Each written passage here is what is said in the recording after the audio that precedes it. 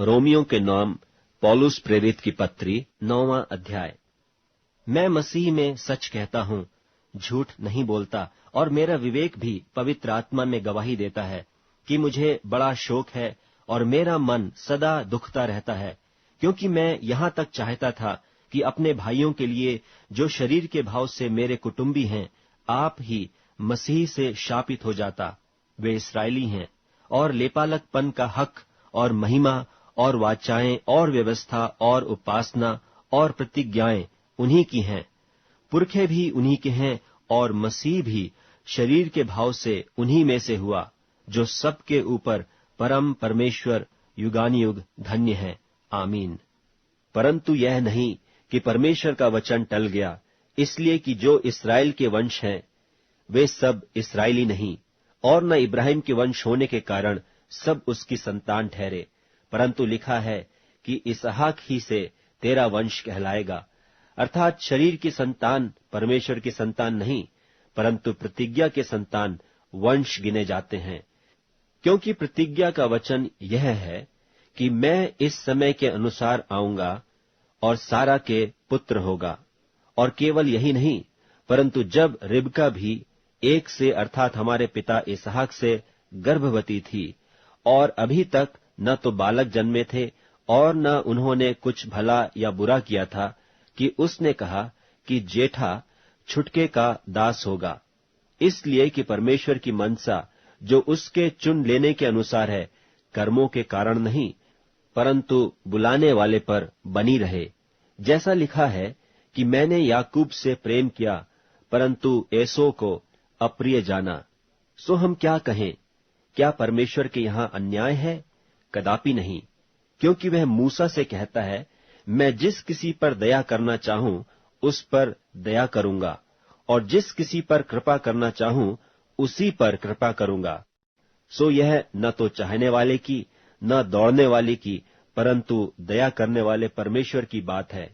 क्योंकि पवित्र शास्त्र में फिरौन से कहा गया कि मैंने तुझे इसीलिए खड़ा किया है कि तुझ में अपनी सामर्थ्य दिखाऊं और मेरे नाम का प्रचार सारी पृथ्वी पर हो। सो वह जिस पर चाहता है उस पर दया करता है, और जिसे चाहता है उसे कठोर कर देता है। सो तू मुझसे कहेगा, वह फिर क्यों दोष लगाता है? कौन उसकी इच्छा का सामना करता है?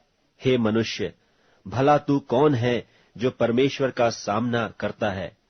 क्या गढ़ी हुई वस्तु गढ़ने वाले से कह सकती है कि तूने मुझे ऐसा क्यों बनाया है? क्या कुम्हार को मिट्टी पर अधिकार नहीं कि एक ही लौंदे में से एक बर्तन आदर के लिए और दूसरे को अनादर के लिए बनाए? तो इसमें कौन सी अचंभे की बात है कि परमेश्वर ने अपना क्रोध दिखाने और अपने सामर्थ प्रकट करने की इच्छा से क्रोध के बर्तनों की जो विनाश के लिए तैयार किए गए थे बड़े धीरज से सही, और दया के बर्तनों पर जिन्हें उसने महिमा के लिए पहले से तैयार किया, अपने महिमा के धन को प्रकट करने की इच्छा की, अर्थात हम पर, जिन्हें उसने न केवल यहूदियों में से वरन अन्य जातियों में से भी बुलाया, जैसा वह होशे की पुस्तक में भी कहता है कि जो मेरी प्रजा न थी उन्हें मैं अपनी प्रजा कहूंगा, और जो प्रिया न थी उसे प्रिया कहूंगा।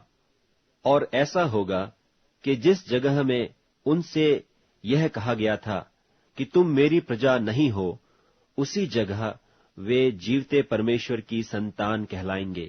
और यशायाह इस्राएल के विषय में पुकार कर कहता है कि चाहे इस्राएल की संतानों की गिनती समुद्र के बालू के बराबर हो, तो भी उनमें से थोड़े ही बचेंगे, क्योंकि प्रभु अपना वचन पृथ्वी पर पूरा करके धार्मिकता से शीघ्र उसे सिद्ध करेगा।